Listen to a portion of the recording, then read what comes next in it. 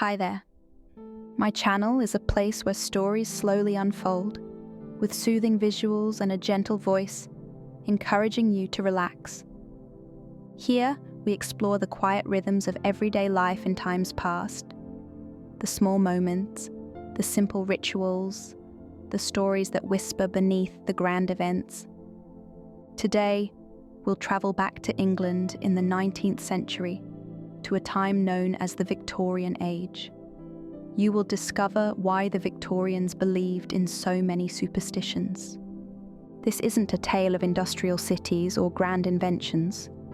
No, it's a gentle journey into the quiet corners of rural life, where simple superstitions lived among the hedgerows and hearths, small comforts that offered meaning and a sense of belonging.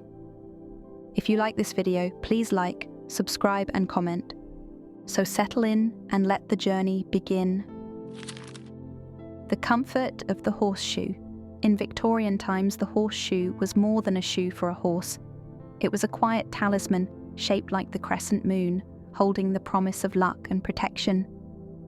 Most often, it was hung above a door, turned upward to catch and hold good fortune. But for those who felt the need for extra safety, travelers, the elderly or the anxious, a small horseshoe was sometimes carried in a pocket, kept tucked inside a drawer or beside the hearth. Inside the home, a hidden horseshoe was believed to anchor luck to the household, guarding against ill fortune and bad weather, arguments and unexpected illness. When carried close to the body, it was a charm against misstep and mishap, a grounding weight, cool to the touch, offering a kind of silent reassurance. Back then, iron was thought to repel evil and restlessness. The horseshoe, shaped in a circle not quite closed, represented the cycle of protection, open to blessings, closed to harm. These were quiet beliefs, passed through families, placing a small horseshoe near the cradle, one slipped into a travel bag, and another nestled in the pantry, just behind the flour jar. Placing each one a prayer would be whispered. Stay safe. Stay steady. Let the road rise kindly to meet you. Salting away bad luck. Evening meals brought rituals. Picture a round wooden table, a bowl of stew, a mound of fresh vegetables, a ceramic salt cellar, its lid edged in pewter. The youngest child bustled in, the fire crackled, and then a slip. A small jar of coarse salt tumbles, grains scattering. Everyone hushes. Someone quickly picks up some of the salt and chucks it backwards over their shoulder. The tension softens. Why salt, you wonder? Well, salt, in many cultures, preserves both food and souls. Evolving from the medieval belief that salt thwarted ghosts, Victorian villagers concurred that spilled salt might signal the approach of discord, arguments between neighbours, cloudy skies, rust in farm tools. So, tossing salt backwards was not mere superstition, instead a safeguard for the family. These physical gestures created boundaries. A single grain tossed set things right again. Lavender, thyme, and the yawning baby. Late in the night, a mother by a cradle might pause at a peculiar hush, then hear it, a tiny yawn, then another, then a third. In such moments, superstition and care intertwine. A sprig of lavender or thyme, fragrant and gentle, is slid under the pillow, not for scent alone, but for the protection. A triple yawn symbolized the soul's restlessness, the belief that restless dreams might invite wandering spirits. The lavender sprig, its botanical oils softening the air, replaced uneasy imaginings with floral calm. The mother whispered village lullabies, old rhymes about sheep and stars, moss and moonlight. The cradle squeaked. The baby's breath grew deeper, deeper. Using sprig was not just a tradition, but a symbol of love, a mother's soothing vigil. Laundry and the dance of dawn. Soft daylight filtered through lacy curtains. The mother of the household stepped onto the dew-kissed backyard. In her hands, a basket of clothes, linen shirts, cotton shifts, woolen socks. She swiftly hung each garment with wooden pegs. In rural Victorian villages, time held meaning. When clothes were hung at dawn, especially between 5 and 7 a.m., villagers believed they absorbed joy, the promise of the day. The sun's rays, freshly risen, were thought to hold purifying magic. A shirt left till late afternoon, well, it might carry the day's burdens, fear of storm, damp chill, or restless sleep. So the laundry ritual went. 1. Collect clothes before sunrise. 2. Press each peg with intention. 3. Watch them wave in morning brightness. 4. Bring them in, warm and scent-steeped, and fold them meticulously. This daily act let rhythm meet hope. Crossing paths in the shoe-tie whisper, out for morning errands. A woman walked along a narrow lane. Her pace was measured, pillow of dawning mist underfoot. Suddenly she crossed path with another. She gave quick glance, perhaps a relieved nod. But first, she stopped to ensure her shoes were firmly tied before greeting. This was due to the curious superstition. Loose shoelaces when passing someone risked tangling fate itself, introducing friction into relationships. Laces undone could confuse the journey ahead in love or livelihood. So, if the laces weren't already done, both villagers would kneel to retie, and then softly say, "Good morning." 2 droplets on the window pane.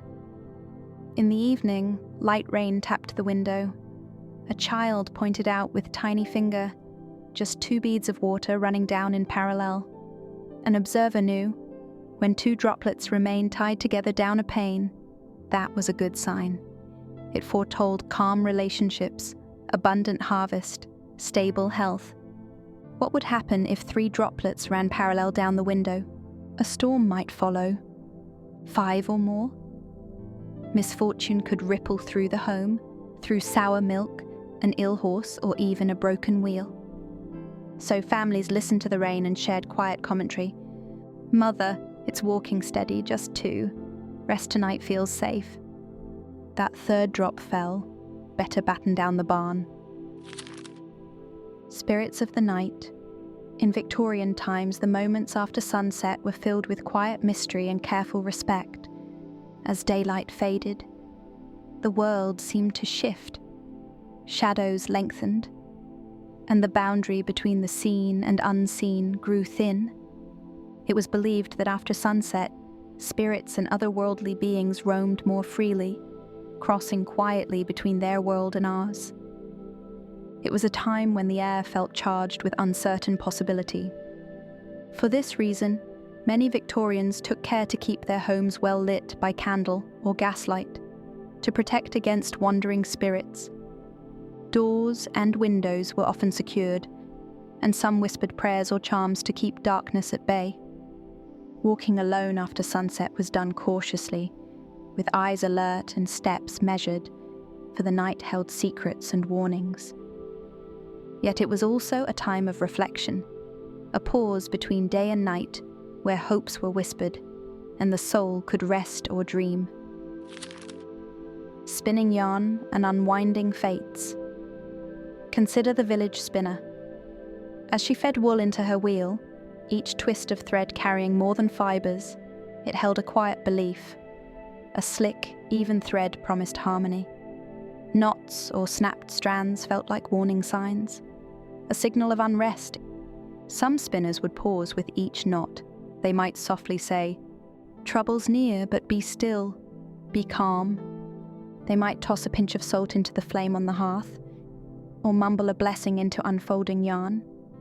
A glance at the yarn told them how the village fared. A smooth thread across the hearth? Good. Rough thread? perhaps illness creeping or arguments brewing. Candle flames and whispered futures.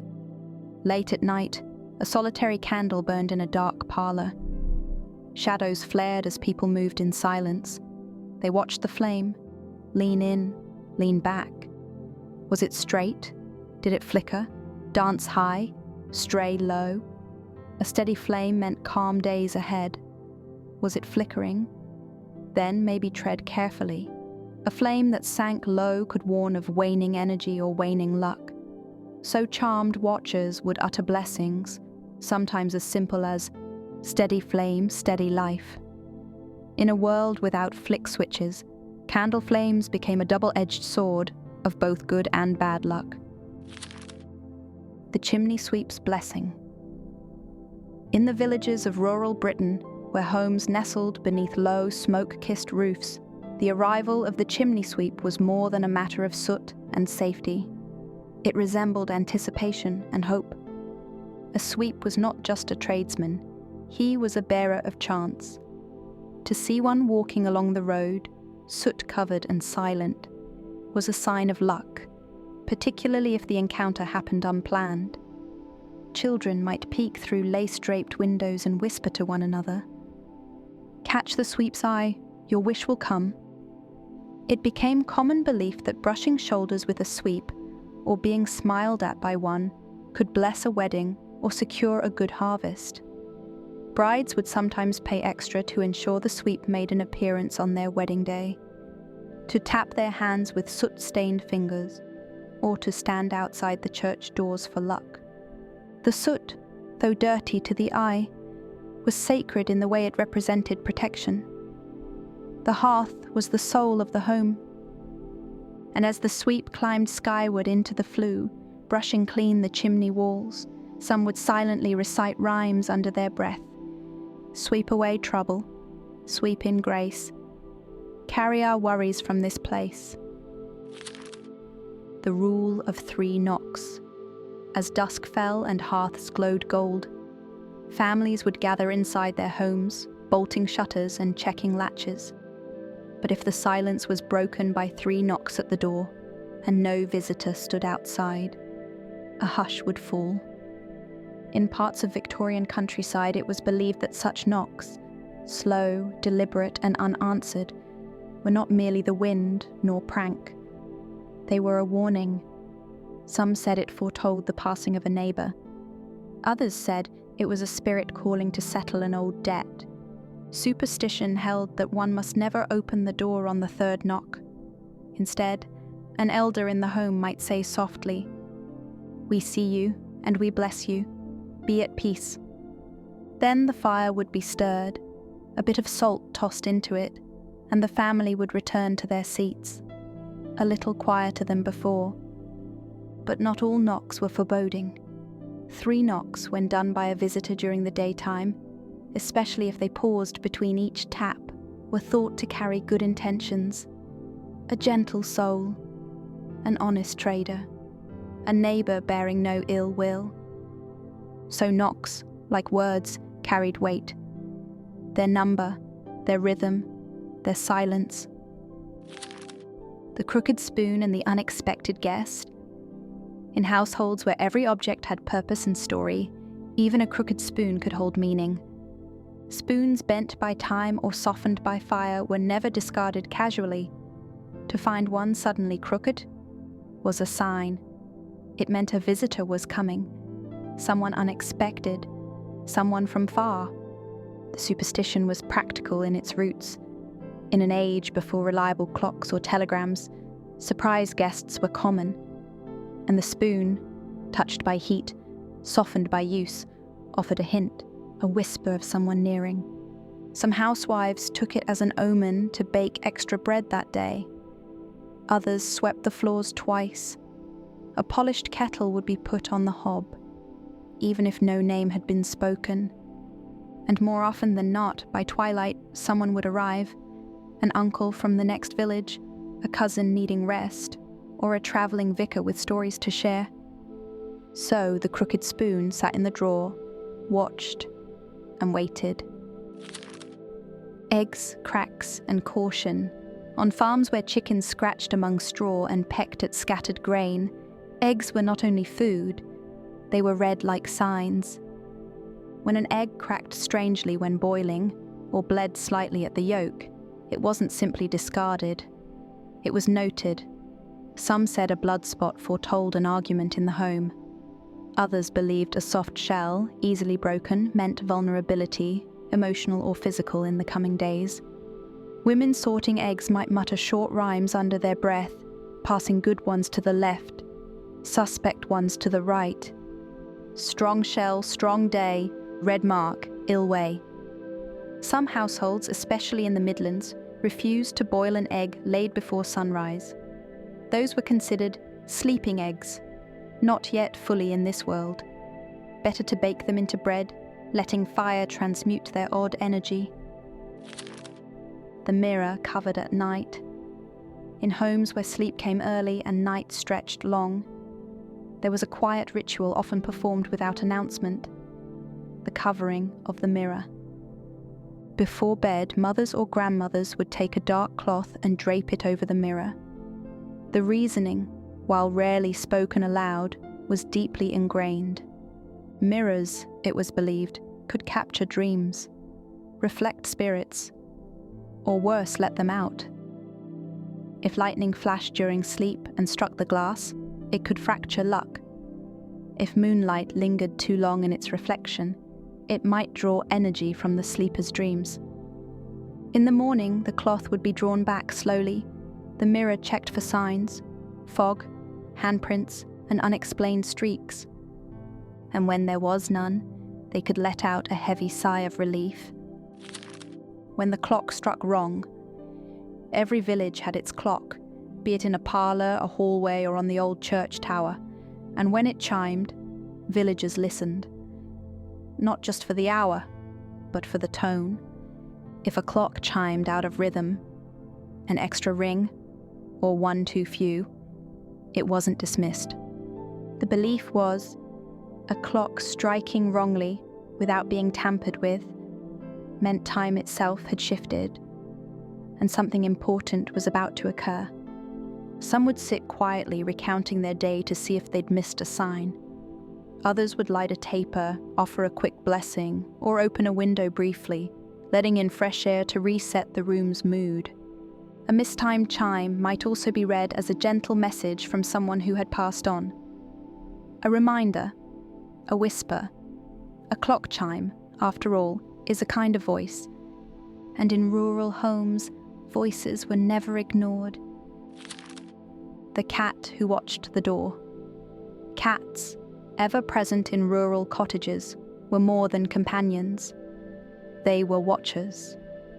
If a cat sat facing a door and refused to move, even when called, some believed a visitor was nearby. Others said the cat sensed a lingering spirit, perhaps one passing through, or one tied to the house. To calm the room, a small saucer of milk might be set down near the hearth, not for the cat alone, but as a peace offering for whatever unseen presence passed by. If the cat drank, all was well. If it turned away, salt would be sprinkled by the door and windows cracked to let the presence flow out. Cats, in those days, were both pets and prophets, and they were treated as such.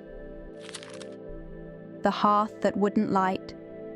In every home, the hearth was the heart, the centre of warmth, cooking, conversation. So, when the fire refused to light, despite good wood and careful hands, it meant more than a draught. It was a sign that something was unsettled, a restless guest, an unresolved feud, a memory unearthed. Some would speak a simple phrase, "If flame won't start, clear your heart." They might pause, breathe, reflect, then try again. With clean hands, with a fresh match, with kinder thoughts, and more often than not, the flame would catch. The shoelaces that tied themselves.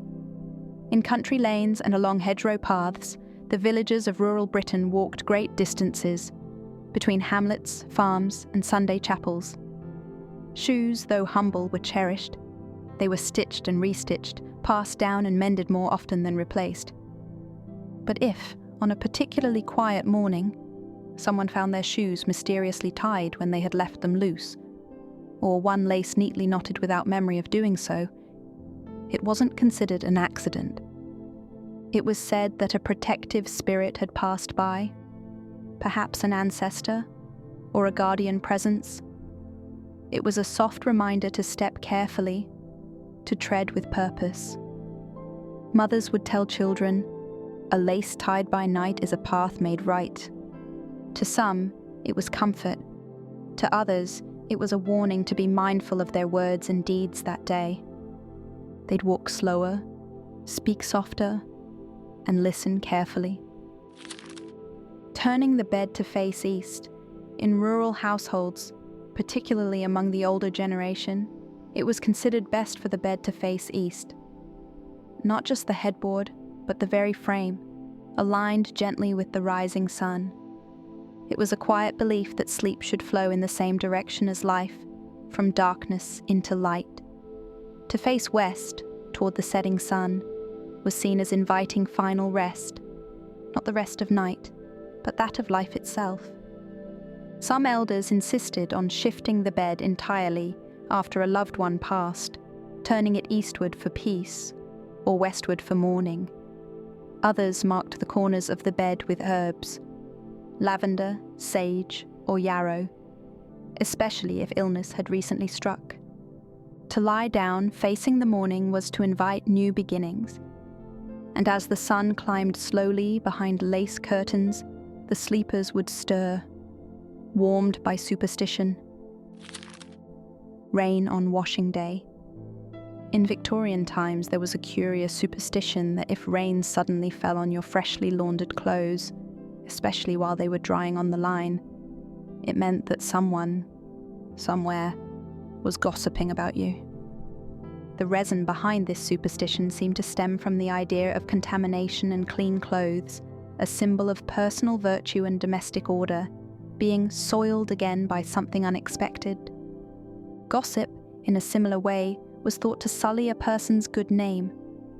So, the sudden resoiling of clothes by rain was metaphorically tied to the idea of someone speaking ill of you behind your back. In the English countryside, where Mondays were washing days and linens danced on lines between apple trees, weather was not simply observed, it was interpreted. A housewife might cross her arms, glance skyward, and murmur, "Let the rain wash words away." Other women would rewash their garments not because of dirt, but to rid the clothes of rumour. Shirts and skirts hung again, not just to dry, but to reclaim dignity. In cases of sudden bad luck, such as rain on drying laundry, a Victorian housewife might sprinkle salt nearby or across thresholds to protect the home or household reputation. The salt left at the door, a pinch of salt left in a small bowl by the doorstep, wasn't just extra seasoning, it was protection. In rural homes where visitors came often, unannounced, unknown, it was customary to set a tiny dish of salt just inside the threshold. It wasn't meant to be seen, nor mentioned, but everyone in the house knew it was there. Salt, believed to purify and guard, absorbed the energy of all who entered. If it clumped or dissolved too quickly, it meant the visitor carried heavy emotions, or intentions not entirely pure. Some families would discard the salt discreetly after each guest, scattering it into the fire or down the garden path. Others simply let it sit, quiet, faithful, absorbing stories like a silent witness. Whistling after dark. To whistle after sunset was frowned upon, not because it was impolite, but because of what it might summon. It was said that whistling in the dark could attract spirits. Not malicious necessarily, but curious, wandering slowly, drawn by sound like a moth to flame. Young children were told not to whistle near hedgerows at dusk, neither when drawing water from the well. And most certainly, never to whistle while walking alone across a field. "You don't know who's listening," the elders would say. Even indoors, a whistled tune could cause someone to pause and glance at the door, just in case. The bread that wouldn't rise. Bread was sacred, not in ceremony alone, but in ritual, repetition, and the calm comfort it brought to each household. So, when a loaf failed to rise properly, when it collapsed or refused to bake properly, it wasn't merely a culinary failure. It meant something was off. Perhaps a quarrel had taken place too near the dough. Perhaps the baker was distracted or sorrowful. Some women would not bake bread if they had argued with their spouse that day. It was believed the loaf would carry the mood and spread it. Others blamed a sudden cold spot in the room, a draft that wasn't there before, or a memory, unspoken but powerful, hanging in the air. To remedy a sunken loaf, a small measure of honey might be added to the next dough, not for taste, but to sweeten the household's spirit. The crows on the fence. Crows were both feared and respected.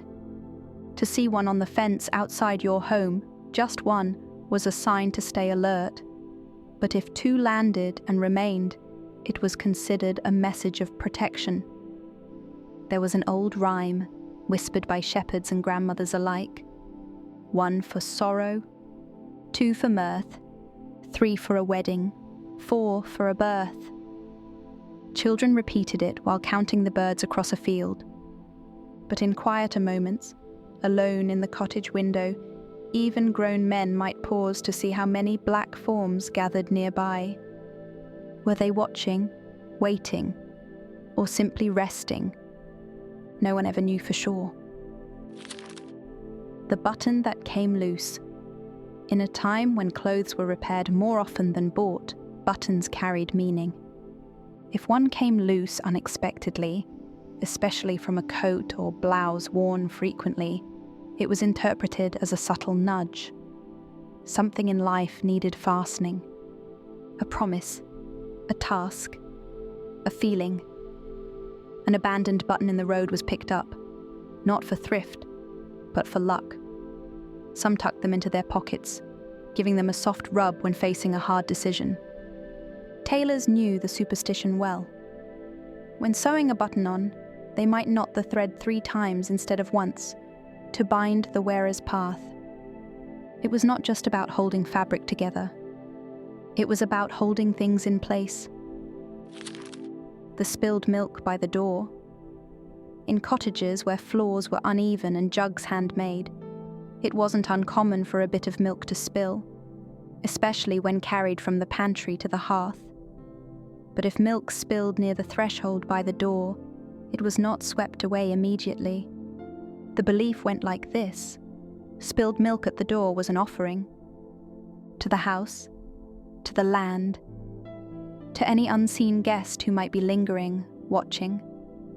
Mothers would simply say, "Let it rest," and carry on.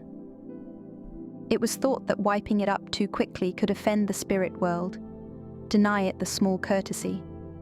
So the puddle remained until it dried, or until the next breeze whispered through. Some even believed it was a sign of protection, that a silent presence had stopped something worse from crossing the threshold. Milk was sacred, especially when spilled without cause. The falling picture frame. When a picture frame fell from the wall without being touched, people grew quiet. It wasn't considered a random slip. It was believed that someone's memory, someone in the photograph perhaps, was being stirred. A whisper from the past. A nudge from the spirit world. If the glass broke, the photo might be wrapped in linen and stored for a while, not out of fear but out of respect. Others would take it as a gentle reminder to reach out to someone, write them a letter, mend a lingering silence between them. Ivy growing indoors. Sometimes in old stone cottages, ivy would find its way through the cracks, curling in near the windowsill or snaking around beams. And though ivy outside was welcomed, its presence indoors was treated with caution. If ivy crept inside, it was believed to be a sign someone in the house needed grounding, needed rest, a reminder from nature to slow down. It wasn't cut immediately. Rather, it was watched, watered even, tied with red thread to keep it from wandering too far. After a few days, when the time felt right, it would be gently unwound and placed back outdoors, never thrown away. The final pebble in the pocket. Some villagers carried small pebbles in their pockets. This was for protection, especially when traveling. One stone for each family member, smooth and rounded from the river. Each morning they'd be counted quietly. 1, 2, 3. But if a pebble went missing, found in a bed, dropped near the fireplace, or buried under a pillow, it was a sign. A message: stay home, delay your journey, rest. The superstition was gentle, not a warning of doom, but a little nudge of, not today. Some would heed it, others would not. But those who paused, who stayed, often said later that they felt something pass them by, something that might have gone wrong, a wheel unbroken, a message caught, a storm missed. Wonderful butterflies. Victorian children were told to watch closely in springtime for the very first butterfly to appear. The adults believed it was a benevolent messenger.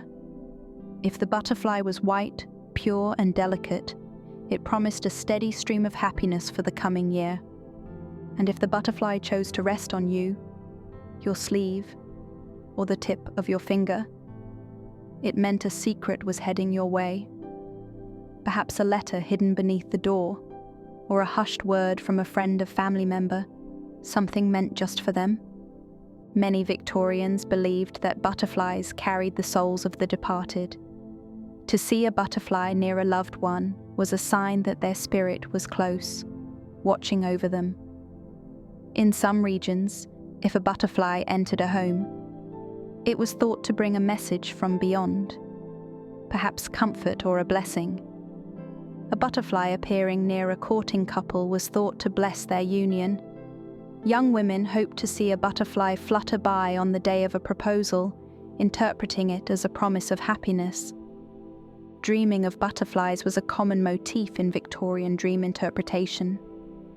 A dream featuring butterflies could mean that a change was coming, sometimes a transformation in one's life or spirit. It might signal freedom, the shedding of old troubles, or the arrival of joy. A palm of sunlight. In Victorian times, the simple act of holding one's hand in the morning sunlight was filled with meaning. They called it gathering brightness. The sun was seen as a source of life and gentle power, something that gave strength not just to the fields and flowers, but also to people's spirits. This gentle warmth was thought to protect against weariness and worry, reminding them that even the smallest moments of peace could build resilience. By opening the palm to the sun's first rays, Victorians believed they could soak up this quiet energy, a soft warmth that settled deep inside them, a calm kind of strength, enough to carry them through the day, the uncertainty and the fatigue. So each morning in homes lit only by candle or gaslight, hands would quietly rise, waiting patiently for the sun to fill them with its strength. Rain on the wedding day. In Victorian times, rain on a wedding day was never seen as a curse or bad luck. Instead, it was a sign, a quiet blessing from the sky.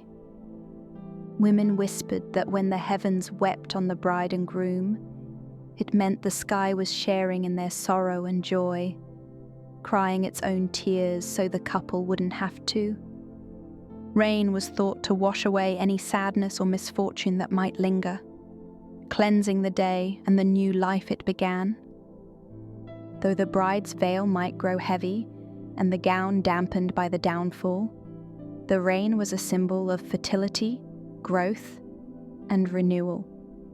It promised that their marriage would be strong and deeply rooted, like plants nourished by gentle rain. The softness of falling water was a reminder that love, though it might sometimes feel fragile, could endure storms and flourish. The acorn in the pocket. In Victorian times, carrying an acorn in your pocket was more than a simple habit. It was a small secret charm. The acorn, sturdy and smooth, was believed to hold the power of youth and longevity. Victorians thought that keeping one close would help them stay strong, walk steadily, and live a long, healthy life. Even as the acorn dried or cracked with time, its magic was said to endure. It was a reminder of nature's quiet promise, that from small beginnings, great strength could grow. Some would touch the acorn in moments of doubt, drawing comfort from its texture. Others believed it kept them youthful, guarding against the slow fading that comes with age. In a world full of uncertainty, the acorn was a talisman of hope, held close, a prayer for vitality and endurance. It showed that strength and renewal were always possible, hidden in the smallest things. A robin at the window. In Victorian times, seeing or hearing a robin sing at your window at dawn was believed to be a message, carrying news of arrival and good tidings. If a robin sang at your window, it meant someone was coming, a friend, a loved one, or perhaps a letter bearing news long awaited. The bird's song was a soft announcement, a promise that your waiting would soon end. Sometimes the visitor was known, other times a stranger bringing change or kindness. The robin's presence was a gentle reminder that even in silence, something was unfolding just beyond the horizon. Victorians cherished this quiet herald, believing that the smallest songs could carry the biggest hopes. And even if no visitor came that day, the robin's song itself was a gift, an echo of comfort and anticipation, carried softly on the morning breeze. Make sure the visitor is a happy person. In Victorian times, the first visitor to cross the threshold on New Year's Day was more than just a guest. It was a sign. If the visitor was cheerful and kind, it promised a year filled with happiness and good luck. Families often invited trusted friends or neighbours to be their first foot, hoping to welcome the year with positivity and warmth. The visitor might bring gifts, a bit of coal for warmth, bread for plenty, or salt for flavour, each symbolising hopes for comfort, abundance and flavour in life. Opening the door on New Year's Day was an act of hope, a moment filled with quiet wishes and gentle anticipation. The visitor was not just a person, but a bearer of blessings, carrying the promise of what the year might hold. Once in a blue moon, in Victorian times, finding a 4-leaf clover was considered a rare and precious gift. Each leaf held its own meaning: faith, hope, love, and luck. Because clovers with 4 leaves were so uncommon, they were seen as powerful charms against misfortune. Victorians believed that carrying one could bring protection and good fortune throughout life's unpredictable paths. The 4-leaf clover was also thought to connect the bearer with nature's quiet magic, reminding them that even in the ordinary world, wonders could be found. Some tucked a pressed 4-leaf clover into a book or pocket, keeping it close as a talisman for courage and happiness. And so, we come to the end of these Victorian rituals and customs, which was woven into the fabric of their daily lives, whispered in kitchens, and folded into bedtime stories. These practices helped villagers feel connected to their family, home, village, and the world around them. Maybe superstition is meant to help us pay attention to our surroundings more carefully, to move through life with mindfulness, to treat the ordinary as sacred.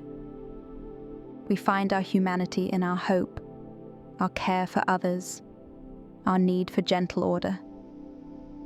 Thank you for watching.